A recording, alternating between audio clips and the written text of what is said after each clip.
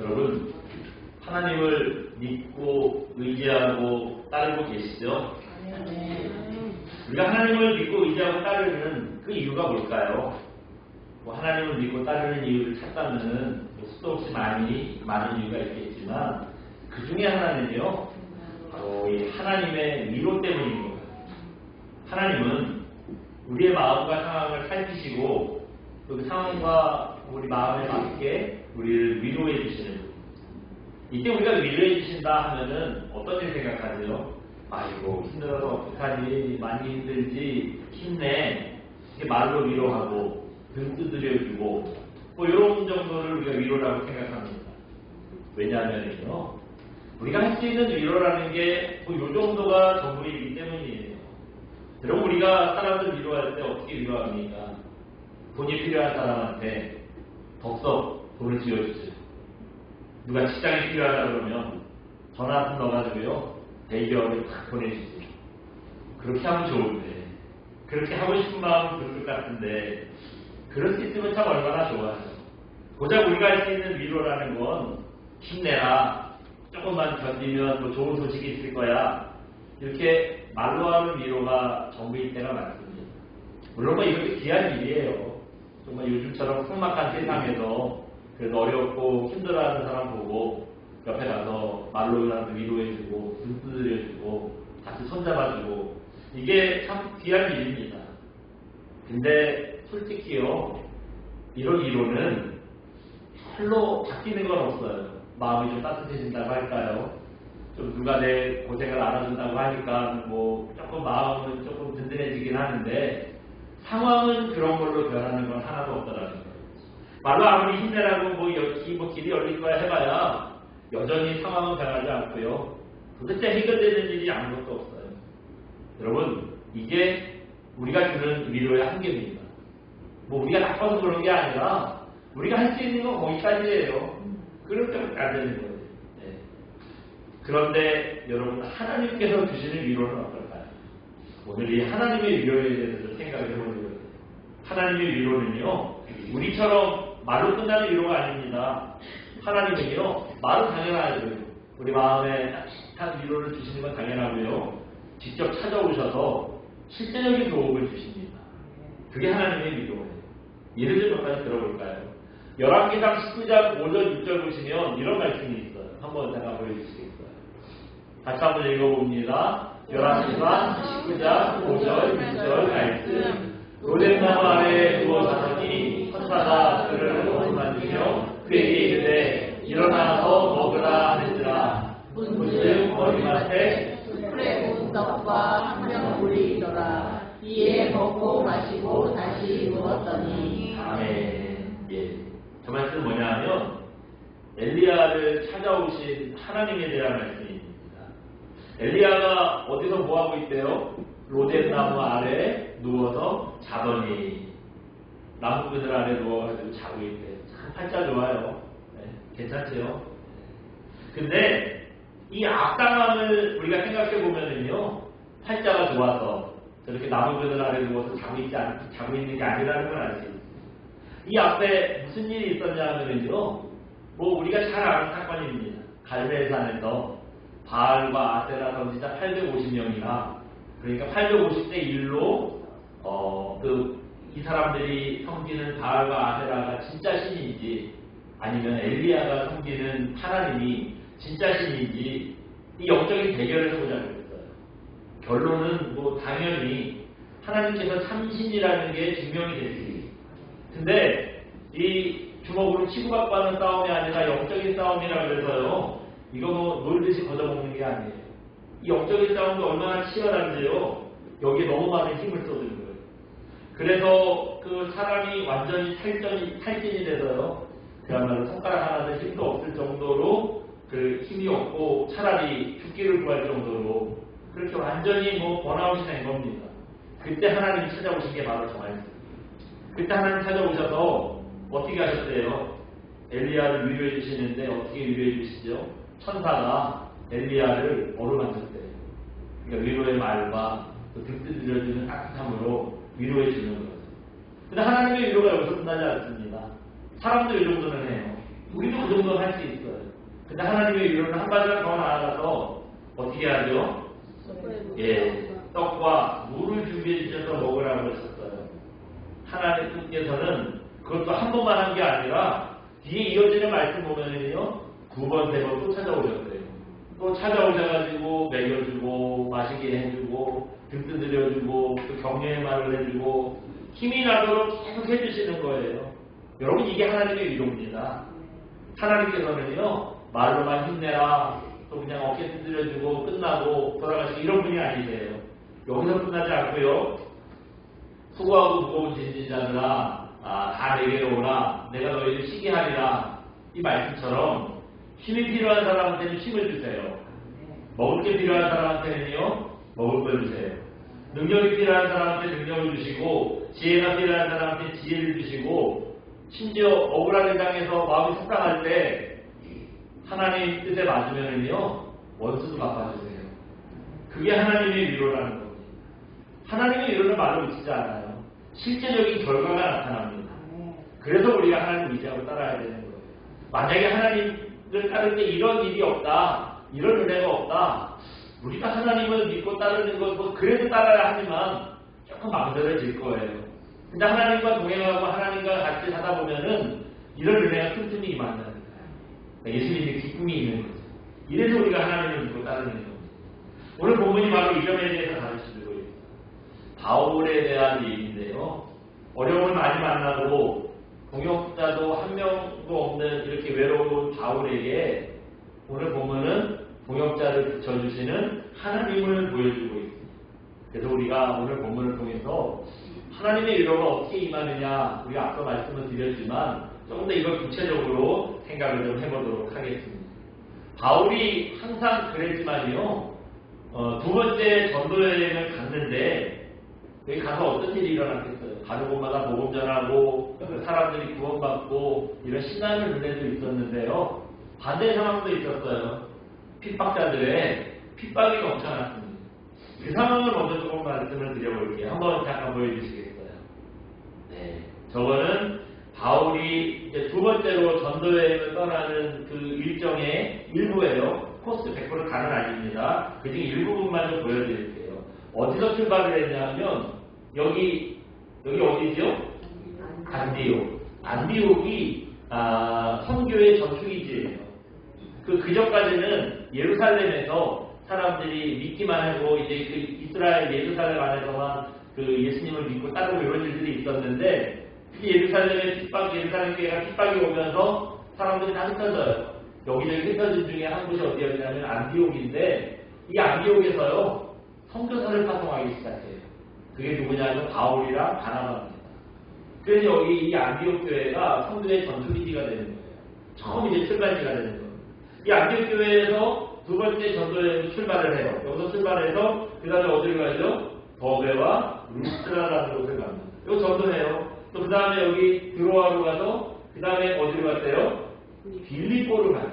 뭐 이 뒤에서 이 앞에서도 그런 일들이 있었지만 특히 이제 더 심해지는 거예요.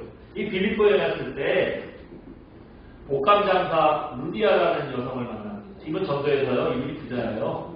이분 집이 큰 집인데 이 집에서 교회가 세워져요. 어느 교회냐면 빌립보 교회가 세워지는 거예요. 그런데 괜찮지요. 성과도 좋았어요. 그래서 아주 그냥 사람들도 많이 모이고 예수 믿는 사람들이 많아지는데, 이런 성과도 있었지만 여차저차해서 감옥에 가게 돼요. 여기서 바울 옷도 다 벗겨지고 매질을 심하게 당해요. 엄청 핍박을 받습니다. 그 다음에 또 어디로 갔느냐? 어디로 갔대요? 이제 빌립보에서 데살로니카로 가요. 데살로니카 전부서 우리 성경에 보면 있잖아요. 이 데살로니카 교인들에게 보낸 편지입니다. 데살로니카로 갔는데 여기서도 성과가 좋았어요. 많은 사람들이 예수님을 믿게 되고요. 또 교회를 세워집니다. 데살로니카에도 3주 있었다고 그래요. 성경에 보면 새 일에 있었다 그래요. 3주 있었는데 그 3주 동안 사람들 전도도 되고요. 교회도 세워지고 그런 거예요. 근데 여기에 유대인들이 찾아왔어요. 그래서 그 바울을 잡아 죽인다고 하고 세운 교회를 다 데려오시고 그 바울을 죽인다고 난동을 부립니다. 이 난동이 얼마나 심했는지요. 다른 데에서 그 정도는 아니었는데, 야, 이렇게 있다가 바울 선생님 진짜 맞아 죽겠구나 싶어서요, 몰래 바울을 급하게 피신을 시켜요. 바울을 피신시킵니다. 어디를 피신시켰냐? 이 데살로니가에서 간 데가 어디래요? 베레아. 여기를 갔어요. 이 베레아로 가서 피해 갔는데 또 가만히 못 있잖아요. 또 전도해요. 전도해서 많은 사람들도 없고 구원을 얻습니다. 근데 또 베레아로 도망갔다는 소식을 듣고 이 데살로니가에 있던 사람은 또 쫓아와요. 베레아까지 쫓아옵니다. 그래서 여기서도 못 견디고 그 다음에 어디를 갔느냐? 어디를 갔죠? 이렇게 내려서 멀리 갔어요. 아테네로 갔어요. 아마 데살로니가에서 베레아 바로 옆동네 있잖아요.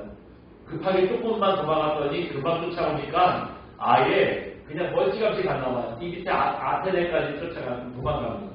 아테네는 철학의 도시잖아요. 여러분 플라톤, 아리스토텔레스, 소크라테스 이 사람들이 뭔 말했는지 몰라도 이 사람들은 뭐 한 번쯤 들어봤죠. 이 사람들이 다 아테네 사람들이에요. 바울이 여기서 예수님만 전하고 복음만 전해야 되는데 예수님으로 시작을 하거든요. 근데 이 동네 사람들이 다 철학자잖아요. 네? 동네 사람들이요. 다 철학하는 사람들이 앉아가지고 빨래하면서 인생이 뭘까? 어디서 시작될까? 그래서 탈레스라는 사람 물에서 시작됐대 뭐 이러고 어쨌든 그럴 거예요. 동네 자체가 이런 사람들이야. 그러니까 복음을 전하고 예수님을 얘기하는데 결국 가서 출발을 그렇게 했는데 어디로 가느냐? 철학으로 얘기가 가는 거예요. 철학으로 얘기가 가요. 네. 이게 뭐 철학을 자기 지식을 얘기할 수 있으면 괜찮은데 바울도 공부를 많이 한 사람입니다. 그러니까 그 자기 지식이 얼마나 많겠어요. 오랜만에 철학을 얘기하니까 재밌었나 봐요. 전 복음으로 시작했는데 철학으로 끝나는 거예요. 이게 참 전도자한테는 제대로 된 일은 아니잖아요. 그래서 그런지요. 뭐 나중에 한번 말씀드리겠지만 뒤에 보면은 그 여기서는 구원받는 사람들을 별로 얻지 못했다 그런 얘기를 해요. 그러니까 예수님만 전해야 되는데 철학 얘기하다 보니 뭐 구원이 뭐 별로 여기 성과가 없는 거지. 아무튼 이런 과정을 거쳐서 어디를 도착했느냐? 어디래요? 고린도. 여기 도착했어요. 바울이 이제 여기서 도착한 게 오늘 본문의 얘기예요. 고린도에 와서 바울에게 제일 먼저 이런 일이 일어납니다. 우리 오늘 본문 2절 한번 읽어볼까요? 2절 다시 봅니다. 시작. 아그나라는 본토에 떠난 유대인 한 사람을 만나니 클라우디오가 모든 유대인을 명하여 로마에서 떠나라 한 거로 그가 그 안에 브리스길라와 함께 이달리아로부터 새로 온지라 바울이 그들에게 감해. 바울이 여기서 누굴 만났대요? 브리스길라와 아굴라. 평생의 동역자예요. 이전에 클라우디오 황제가 그 모든 유대인들이 이제 이 로마에서요 밑보인 거야. 그래서요 다 떠나라 그랬어요. 칙령을 내려요. 유대인들 다 떠나라고. 그래가지고 이 아굴라랑 브리스길라도 유대인인데 쫓겨났어요. 쫓겨나서 여기 브리스길라와 함께 이달리아로부터 그랬어요. 그러니까 이달리아는 이탈리아 얘기하는 거, 이태리 얘기하는 거예요. 이태리 수도가 로마잖아요. 그래서 이탈리아에서 떠난다는 거예요. 새로 왔대요. 그래서 바울을 고린도에서 만났어요. 이 평생의 동역자 아굴라와 브리스길라 부부를 이제 오늘 본문에서 만나게 되는 거예요. 유대인들은요, 자기 원래 직업 외에도 기술을 한 가지씩 익혔대요. 우리 같으면은 그 먹물들 공부 많이 한 사람들이 체면이 있게 무슨 기술을 익혀 그러잖아요. 근데 여기는 좀 실용적인 사람들이에요. 그래서 공부를 많이 했건 조금 했건 자기가 무슨 직업이건 상관없이 기술을 한 가지씩 익혔다는 거예요. 바울도 아까 말씀드린 공부를 많이 한 사람입니다. 근데 바울도 그래서 기술을 한 가지 익혔어요. 바울은 무슨 기술을 익혔냐면 텐트, 천막 만드는 기술을 익혔대요. 근데 이 고린도에서 만난 이 브리스길라와 아굴라 부부도 이 천막 만드는 기술이 있었어요. 바울이랑 같은 기술이 있었어요. 뭐 웨이즈에서 또 같이 고향 사람 만난 거, 또 그 직업 기술도 같아. 그러다 보니 아무래도 금방 친해졌나 봐요. 바울이 이 사람들한테 복음을 전했고요. 이 사람들에게 이제 함께 친구가 됐어요. 그래서 여기 3절 보시면 처음 만난 사람들이 브리스길라 아굴라 처음 만난 사람들인데 생업도 같이 하고요. 심지어 살기도 한 집에서 같이 살았어요. 같이 이제 사는 사람들. 그리고 이때 이후로 바울과 함께 다니면서 이 아굴라 브리스길라 부부가요. 복음을 같이 전해요. 근데 복음만 같이 전하는 게 아니라 바울이 감옥에 많이 가잖아요. 그때마다 같이 가는 거예요. 옆에서 같이 복음 전했으니까 뭐 성비를 갖다 걸면 같이 걸리잖아요. 그래서 감옥도 같이 가요. 나중에 로마서 16장 4절 보시면은요. 바울이 브리스길라와 아굴라 부부에 대해서 이런 칭찬을 해요. 내 목숨을 위해서 자기들 목숨을 내어줄 정도의 사람들이다. 그런 동역자가 아주 최고의 칭찬을 했어요. 이런 브리스길라와 아굴라 부부를 여기 고린도에서 만난 겁니다. 우리는 이 말씀 보고 어떤 생각하세요? 좋은 동역자 만났구나. 좋겠다. 힘내겠다. 뭐 이렇게 무심하게 지나갈지 모르는데 바울이 브리스길라와 아굴라 부부를 만난 거는요. 하나님의 위로예요. 그냥 단순히 사람을 만난 게 아니라 바울에게 정말 꼭 필요한 하나님의 위로였다는 겁니다. 왜냐하면 지금 바울이요. 이 고린도에 혼자 왔어요. 그전까지 혼자 다닌 사람은 아니에요. 바울은 선교할 때 늘 선교팀이 있었어요. 여러 명이 같이 이제 서로 위로하고 격려하고 하면서 그 힘을 얻고 선교를 했는데 여기를 혼자 왔거든요. 혼자 왔어요. 왜냐하면 여기 데살로니카까지는 그 디모데랑 신라라는 그 제자들이 같이 왔어요. 같이 왔는데 바울 여기서 막 때려 죽인다고 막 난동이 났잖아요. 급하게 도망가느라고 바울이 혼자 가게 됐어요. 왜냐하면 지금 이 데살로니가 교회가 3주 됐다고 그랬잖아요. 예수 믿은 지 3주 된 사람들을 놔두고 다 갈 수 없잖아요. 그러니까 아쉬운 대로 제일 사람들이 유대인들이 그 타겟이 바울이니까 바울 그럼 선생님만 오늘 도망가세요. 이 뒤는 우리가 책임지겠습니다. 하고 신라랑 디모데 나왔어요. 그래서 바울이 여기서 혼자 갑니다. 어떤 사람 혼자 가요. 대가 갔다가 이 아덴에 갔다가 혼자 갑니다. 그래서 앞에 그 17장 14절 보면 그 디모데랑 신라는 데살로니카에 남았다 그러고 15절에 보시면 디모데랑 신라가 나한테 필요하니까 걔들 좀 빨리 나한테 오라고 얘기해 전해줘 뭐 그런 얘기를 하는 얘기입니다.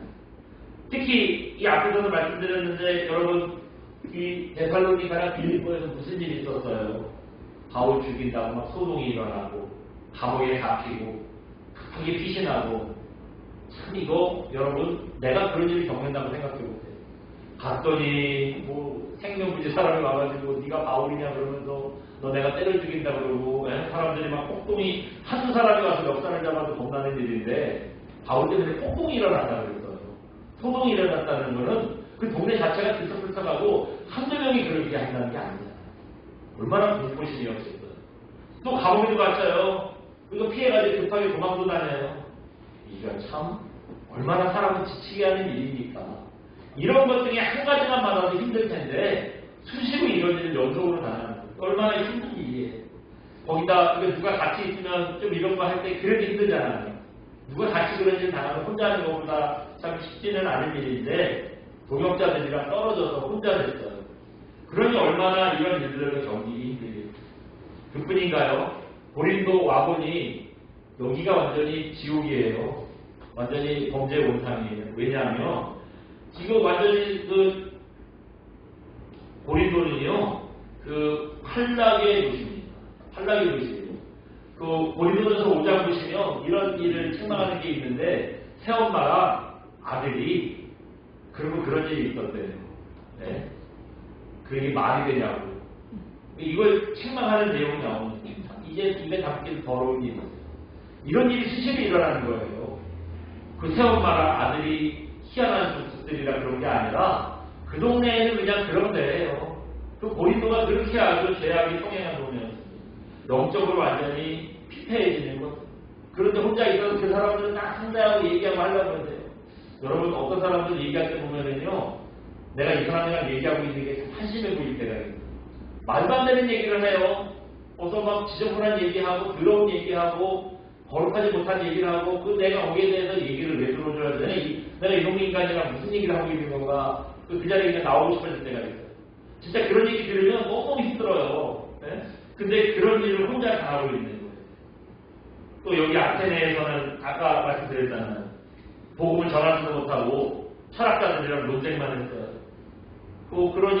그래서 그런지 복음을 전해야 되는데 복음도 못 전하고 철학자들이랑 논쟁만 해서 그런지요. 아테네에서는 교회도 못 세웠어요. 그래서 전도되는 사람도 거의 없었어요. 그래서 이게 사도행전 10장 34절을 보시면 구원받는 사람들이 몇 명 없었다. 그렇게 말할 정도예요. 딴 때에는 고난이 있었어도 구원의 열매가 있었거든요. 근데 그게 거의 없다고 할 정도예요. 이런 일 당하면 어떨까요? 야, 이거 왜 여기에서 전도되는 사람이 없지? 내가 잘못했나? 실수했나? 뭐 이런 생각 들잖아요. 잘못했거나 실패감 들고 진짜 낙심되잖아요. 지금 바울의 상황이 이런 거예요. 이 여태까지 이렇게 어려부터 쭉 돌아가는 과정 보면은 힘든 일 투성이잖아요. 낙심되고 좌절되고 뭐 열매도 있지만 열매 못지않게 힘든 일 투성이잖아요. 이게 얼마나 힘이 들고 영적으로 다운이 되는 상황입니까? 이때 하나님께서 위로를 주신 거예요. 어떻게 위로를 주셨죠? 말로만 위로한 게 아니라 오늘 본문에 보시면 바울을 위해서 목숨까지 내어줄 동역자들을 만나게 하셨죠. 이게 바로 하나님의 위로입니다. 여러분, 하나님의 위로는 이런 거예요. 한번 잠깐 보여주시겠어요? 네. 같이 읽어봅니다. 하나님의 위로, 말뿐인 위로가 아니라 실제적인 도움을 주는 위로입니다. 여러분, 하나님의 위로는 어떤 위로예요? 말로만 하고 든든들려주는 위로가 아니라 실제로 도움을 주는 위로예요. 바울이 지금 동역자가 없어서 힘들잖아요. 사실 고난당하는 거는 견딜 수 있어요. 바울이도 견딜 수 있어요. 그거 뭐 모르고 했나요? 알면서도 겁없이 계속하잖아요. 고난은 견딜 수 있어요. 근데 동역자가 없어서 너무 모양이 이렇게 힘든 거예요. 이럴 때 제일 위로가 되는 건 뭐죠? 동역자가 생기면 되잖아요. 동역자가 오면 되잖아요. 얼마나 힘든지 대사로니까에서 나누고 디모데랑 실라 빨리 와서 나랑 같이 가자고 또 그렇게 요청했던 거예요. 그럴 때 실제적인 위로는 동역자를 보내주는 거예요. 그래서 하나님께서 브리스길라와 아굴라를 만나게 하실 거예요. 근데 여러분, 하나님의 위로는 이렇게 말로 끝나지 않습니다. 바울이야 동역자가 필요해서 동역자를 보내주시겠지만 물질이 필요할 때 야 어떻게 하냐, 사람을 보내줄 수 있어서 내가 돈을 넣었다. 하나님이 그러시겠어요? 물질이 필요하면 물질도 주세요. 능력이 필요하면 능력도 주세요. 사랑이 필요하면요 사랑도 부어주세요. 이런 걸로 우리를 위로해 주신다. 그러면은 이게 하나님의 위로라는데 여러분 이거 받아야 되잖아요. 하나님의 위로가 그런 거더라 하고 여러분 알고 지나가면 안 되잖아요.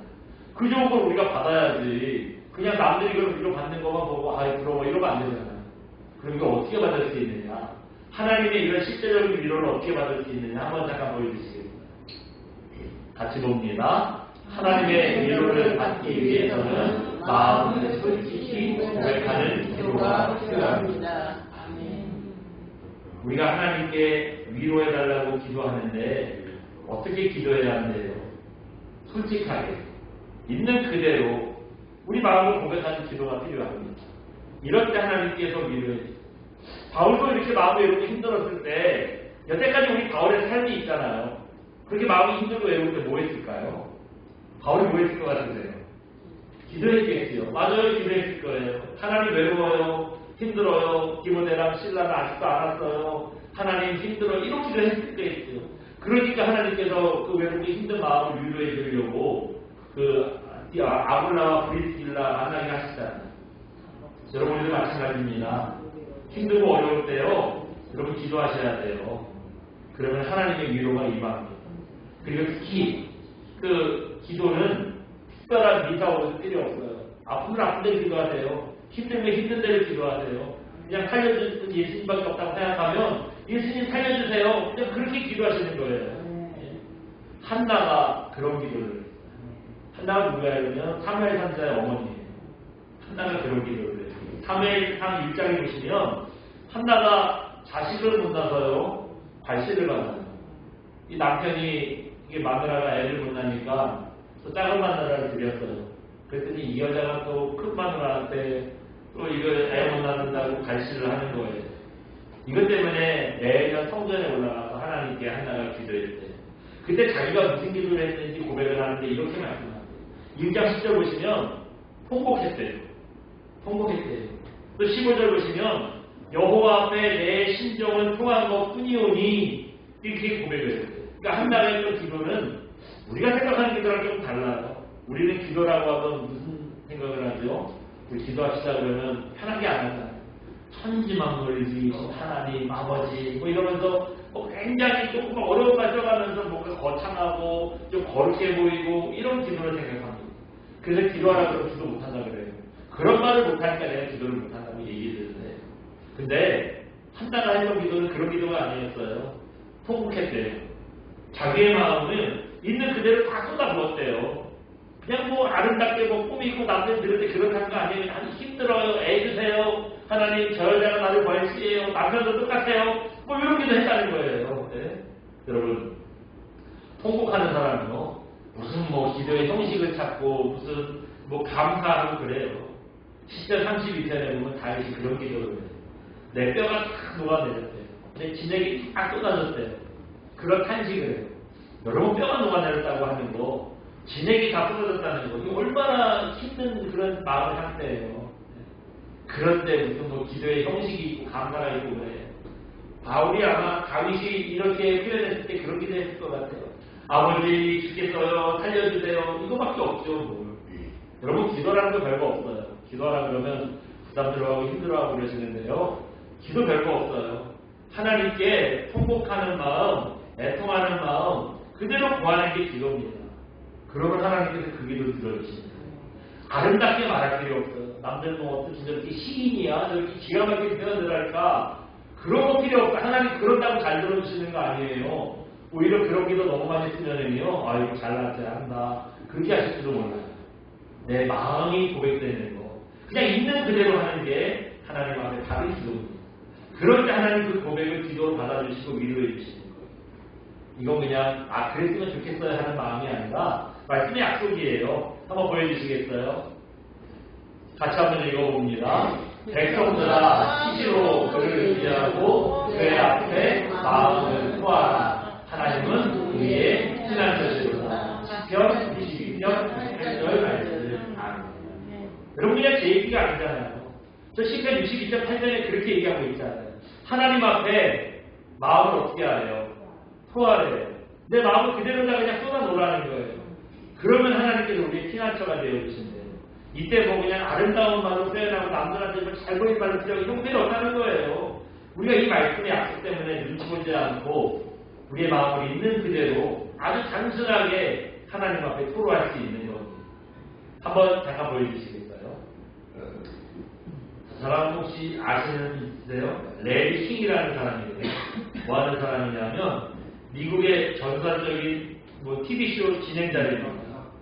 2021년에 돌아가셨는데요. 2022년까지 TV쇼를 진행했어요. 그러니까 죽을 때까지 한 거예요. 죽을 때까지. 한 60년 동안 TV쇼를 진행했어요. 60년 동안 토크쇼를 진행을 했으니 이 사람이 얼마나 많은 사람들이랑 인터뷰를 했을까요? 그래서 흔히 하는 말로 하나님 말고 저 사람이 인터뷰 안 해본 사람은 없다 할 정도예요. 그러니까 웬만한 유명한 사람은 다 해봤다는 거예요. 이분이 그렇게 오랫동안 사람들을 인터뷰하고 토크쇼를 할 수 있는 자기의 비결을 얘기해요. 그 비결이 뭐냐?